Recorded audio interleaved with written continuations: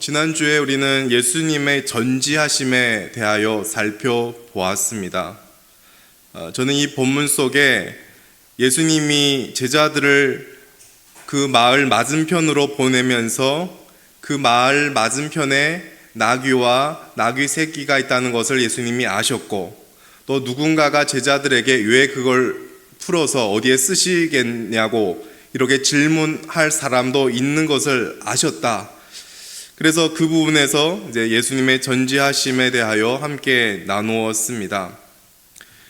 특별히 저는 예수님의 그 전지하심은 오늘 이 본문의 어떤 중심 메시지는 아닐 수 있으나 성경 전체에 있어서는 중심이 되는 한 메시지 중에 하나다라고 생각을 했고, 저는 그 메시지가 저에게 큰 위로와 감동이 되었기 때문에 나누었습니다. 다시 지난주에 그 내용을 간략하게 요약을 하고 오늘 본문으로 다시 넘어가겠습니다.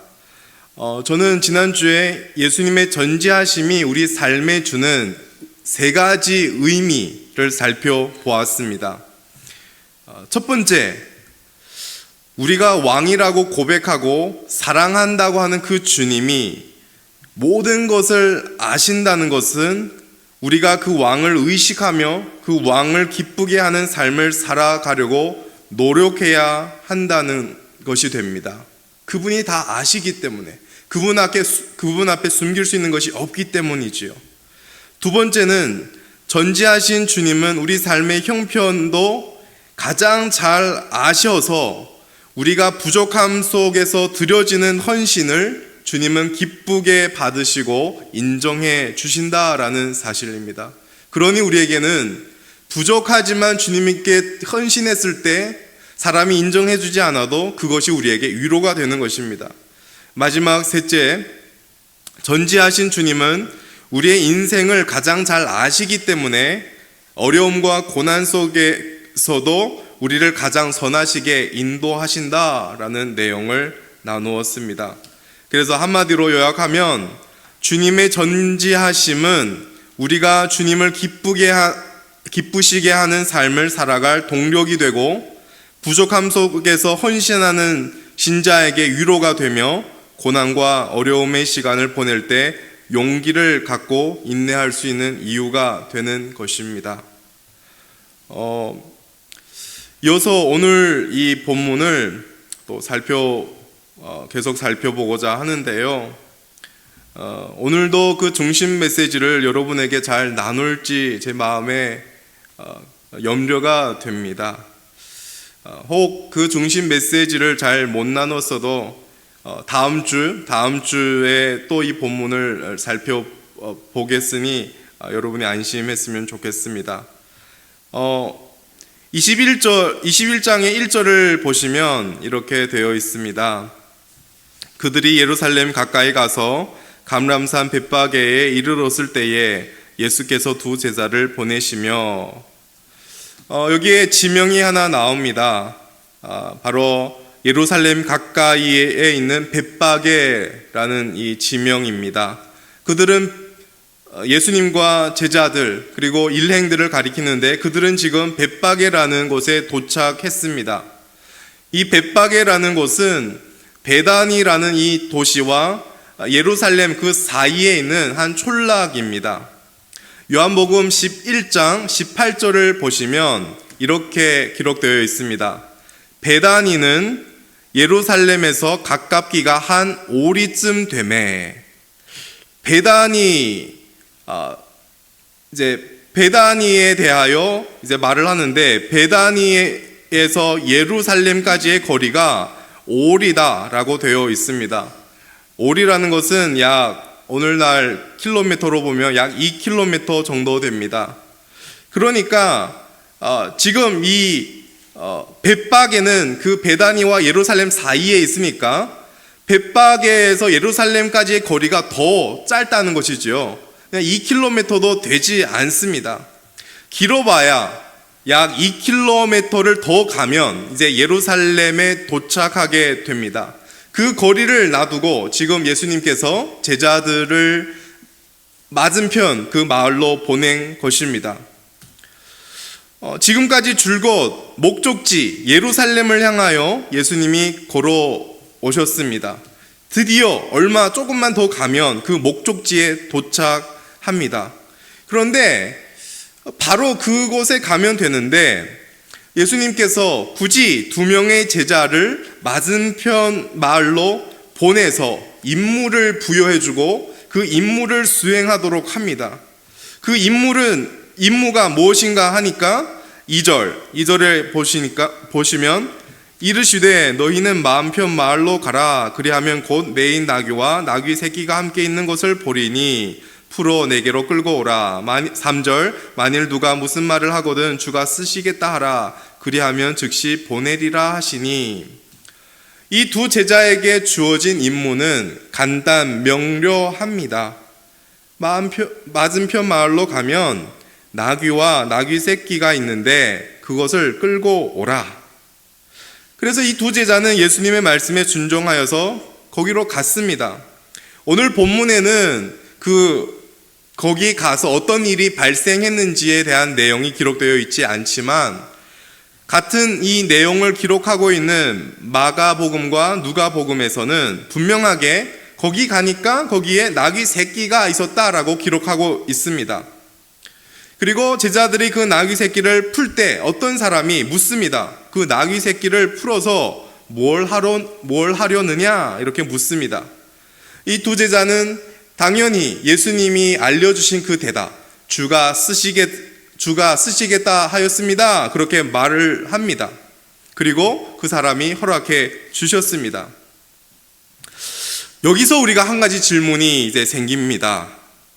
왜 예수님은 제자들에게 나귀와 나귀 새끼를 끌고 오라는 이 명령을 하셨을까요? 2km도 되지 않은 그 짧은 거리를 남겨두고 굳이 왜 예수님께서 제자들에게 이런 임무를 주셨을까요? 우리는 예수님의 그 말씀 속에서 어떤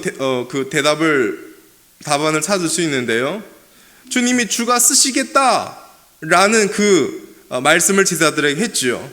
주님이 나귀를 쓰시겠다는 거예요. 그러면 왜 예수님께서는 나귀와 나귀 새끼를 타려고 하는 것일까요? 우리는 이 질문을 하지 않을 수가 없습니다. 예수님은 갈릴리에서 떠나서 지금 이 베다니까지 아무것도 타고 오시지 않았습니다. 예수님은 줄곧 걸어서 오셨습니다. 그런데 멀어야 2km 채 남지 않은 그 거리를 주님은 얼마든지 걸어가실 수 있으셨습니다. 그런데 왜 나귀를 타려는 것일까요? 예수님은 나귀를 타고 예루살렘에 들어가려고 하신 것은 갑자기 피곤해져서 갑자기 지쳤기 때문에 갑자기 뭔가를 의지해야 되기 때문에 이 나귀를 타려고 하는 것은 결코 아닙니다. 어떤 이유일지 오늘 본문 4절 5절 말씀이 우리에게 알려주고 있습니다. 4절 5절 말씀 우리 다시 한번 읽도록 하겠습니다. 시작. 이는 선지자를 통하여 지언달에게 이르기를 내 왕이 내게 임하나니 그는 겸손하여 나귀 곧 멍에 매는 짐승의 새끼를 탔도다 하라 하였느니라. 아멘. 4절에 분명한 답이 나옵니다. 4절 뭐라고 말씀하냐면 예수님께서 구약의 선지자의 말씀을 이루려고 나귀와 나귀 새끼를 타고자 했다라고 말하고 있습니다. 다른 말로 예수님은 구약 말씀을 성취하시려고 굳이 타지 않아도 되는 그 나귀를 타려고 한 것입니다. 구약의 어떤 말씀인지도 오늘 5절 우리가 읽은 그 5절 말씀이 우리에게 알려줍니다. 시온 딸에게 이르기를 내 왕이 내게 임하나니 그는 겸손하여 나귀 곧 멍에 매는 짐승의 새끼를 탔도다 하라 하였느니라. 이 말씀을 찾아보면 이 말씀은 구약 성경 스가랴서 9장 9절 말씀입니다. 스가랴 선지자가 예언했던 말씀입니다. 지금 예수님께서 스가랴 선지자 이 말씀을 성취하시려고 나귀를 타고자 한다라고 말씀하고 있습니다. 우선 스가랴 9장 9절 말씀을 우리가 이렇게 먼저 찾아본다면 마태가 인용한 거 약간 달라요. 마태는 이것을 인용하면서 좀 뺀 부분이 있습니다. 제가 스가랴 9장 9절 말씀을 먼저 읽어드리겠습니다. 시온에 따라 크게 기뻐할지어다. 예루살렘에 따라 즐거이 부를지어다. 보라, 내 왕이 내게 임하시나니 그는 공의로우시며 구원을 베푸시며 겸손하여서 나귀를 타시나니 나귀의 작은 것 곧 나귀 새끼니라. 마가복음, 누가복음, 마태복음 모두 지금 예수님이 예루살렘 입성하는 사건을 기록하고 있는데 마가나 누가는 나귀 새끼만을 언급하고 있습니다. 그런데 마태만이 나귀와 나귀 새끼 그 두 마리를 언급하고 있습니다. 마태는 의도적인 것입니다. 왜? 스가랴 선지자가 말씀한 그 나귀와 나귀의 작은 것, 그 나귀 새끼를 탄 것, 그것을 예수님을 통하여 분명하게 이루신다, 성취한다는 것을 강조하기 위함입니다. 우리가 마태복음을 읽다 보면 한 가지 특징이 있는데요. 마태는 굉장히 많은 구약의 그 말씀들을 인용했습니다. 왜냐하면 마태가 전하고자 하는 한 가지 메시지 중에 하나가 예수님이 바로 구약에서 예언한 그 메시아다, 그것을 증명하기 위한 것입니다. 그러니까 구약의 말씀을 정말 많이 인용하면서 이 예수님이 바로 구약에서 예언한 그 메시아다, 계속하여 그것을 증명하고 있었습니다. 오늘 본문에서도 마찬가지입니다. 스가랴 선지자가 하나님으로부터 이제 말씀을 들었지요. 하나님께서 스가랴를 통하여서 이스라엘을 구원해 주시고 회복시켜 주실 왕이 임할 것이다 라고 이렇게 예언을 하셨습니다. 그리고 그 왕이 오실 때는 나귀를 타고 오신다 라고 하셨습니다. 예수님은 그래서 지금 스가랴의 말씀을 성취하기 위하여 두 제자를 보내서 그 나귀와 나귀 새끼를 끌어오라고 하셨고, 예루살렘까지 비록 짧은 거리지만 그 나귀를 타시고 입성하려고 하신 것입니다. 즉 스가랴가 예언한 왕은 바로 지금 나귀 새끼를 준비하고 이 나귀 새끼를 타고 입성하게 되시는 예수다라는 것을 마태가 여기서 다시 한번 증언하고 있습니다. 그리고 결국 구약의 그 예언이 예수님을 통하여 성취됩니다. 스가랴 선지자가 예언한 그대로 이루어집니다. 이스라엘 백성들이 그토록 고대하던 메시아가 성경에 기록된 대로, 스가랴 선지자가 예언한 대로 나귀를 타고 예루살렘에 입성하십니다. 예수님 당시에 예루살렘에 살고 있던 대다수의 사람들은 예수님이 나귀를 타고 입성할 것이다 라고 결코 생각하지 못했습니다. 그렇게 생각하려고도 하지 않았습니다.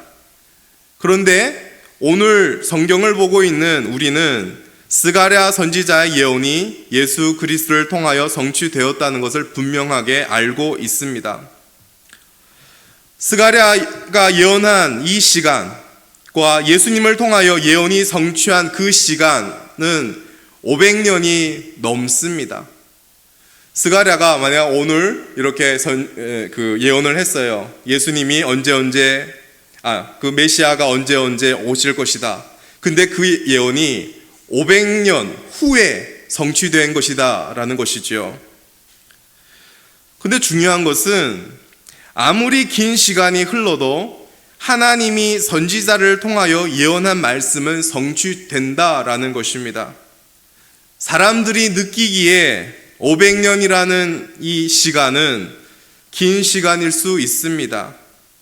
그런데 분명한 것은 하나님이 정하신 시간 내 하나님이 약속한 말씀을 반드시 이루어 주신다라는 사실입니다.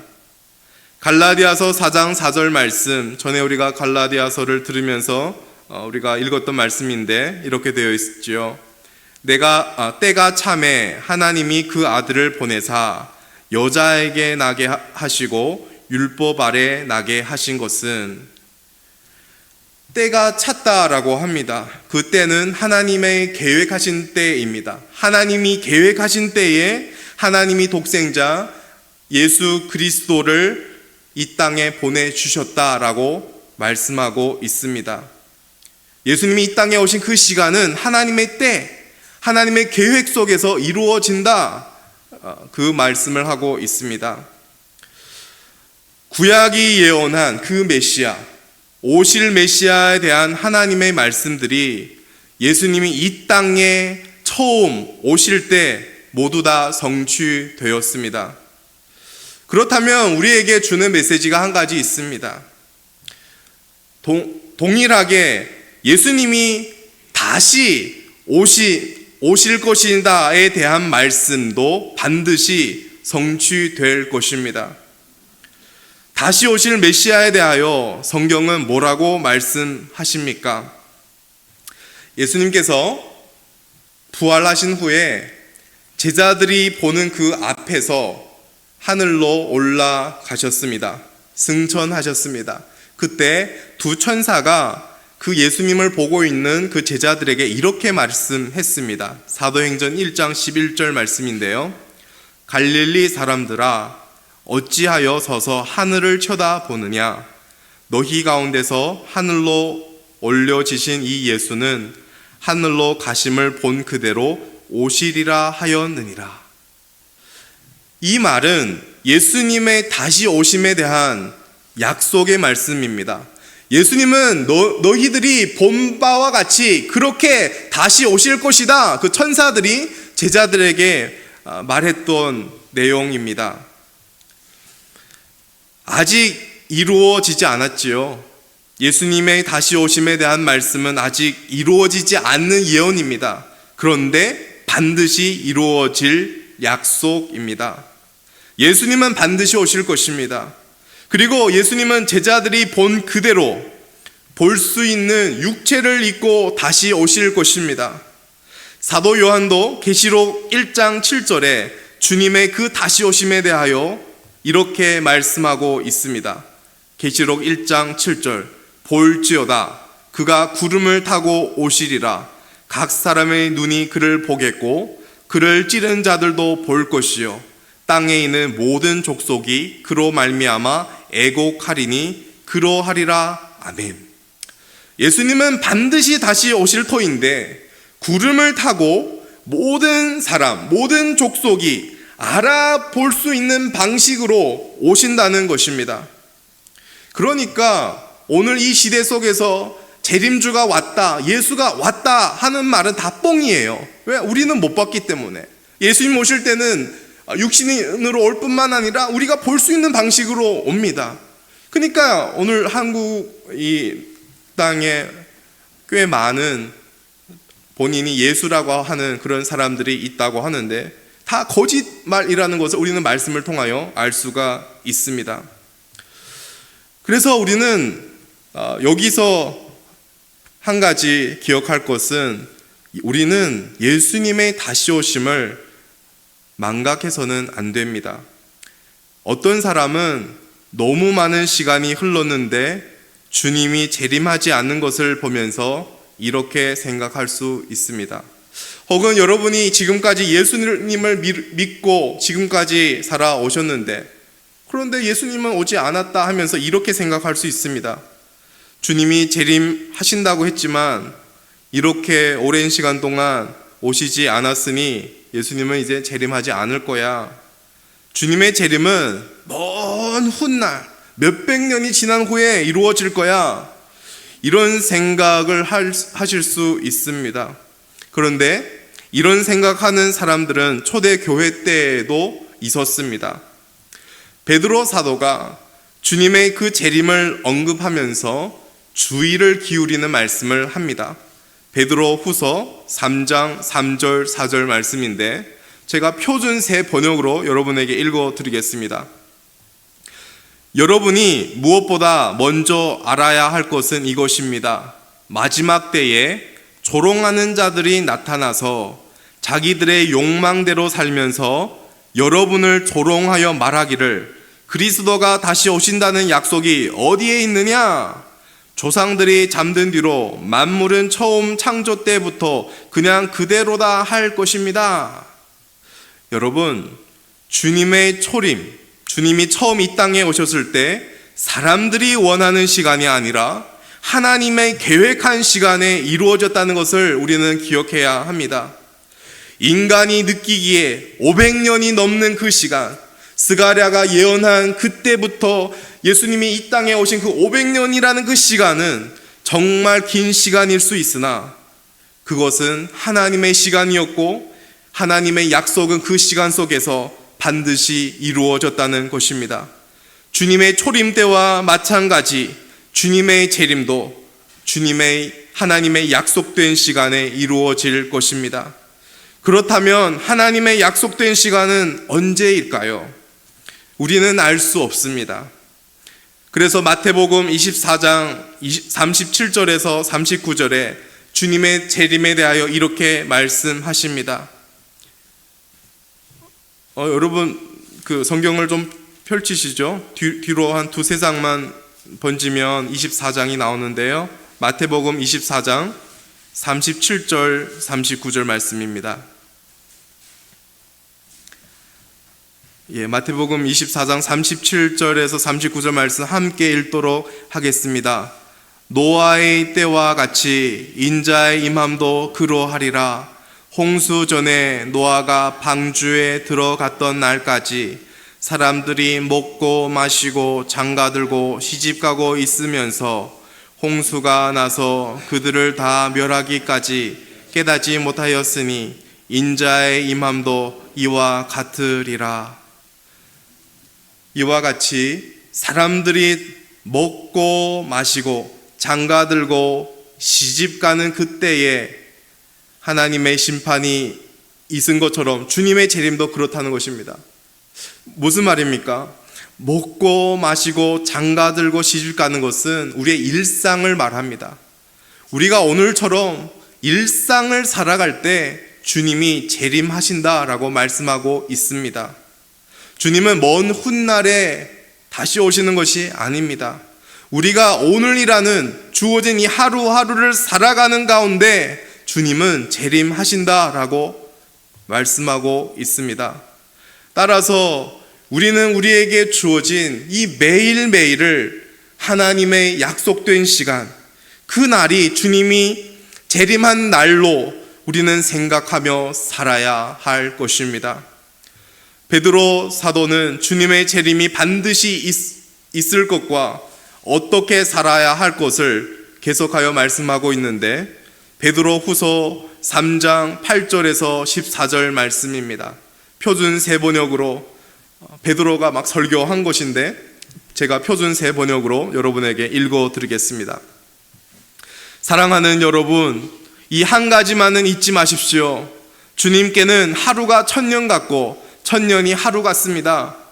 어떤 이들이 생각하는 것 같이 주께서는 약속을 더디 지키는 것이 아닙니다. 도리어 여러분을 위하여 오래 참으시는 것입니다. 그분은 아무도 멸망하지 않고 모두 회개하는 데 이르기를 바라십니다. 그러나 주님의 날은 도둑같이 올 것입니다. 그날에 하늘은 요란한 소리를 내면서 사라지고 원소들은 불에 녹아버리고 땅과 그 안에 있는 모든 일은 드러날 것입니다. 이렇게 모든 것이 녹아버릴 터인데 여러분은 어떠한 사람으로 되어야 하겠습니까? 여러분은 거룩한 행실과 경건한 생활 가운데 하나님의 날이 오기를 기다리고 그 날을 앞당기도록 해야 하지 않겠습니까? 그날에 하늘은 불타서 없어지고 원소들은 타서 녹아버릴 것입니다. 그러나 우리는 그 약속을 따라 새 하늘 새 땅을 기다리고 있습니다. 거기에는 정의가 깃들어 있습니다. 사랑하는 여러분, 여러분이 이것을 기다리고 있으니만큼 티도 없고 흠도 없는 사람으로 아무 탈 없이 하나님 앞에 나아갈 수 있도록 힘 쓰십시오.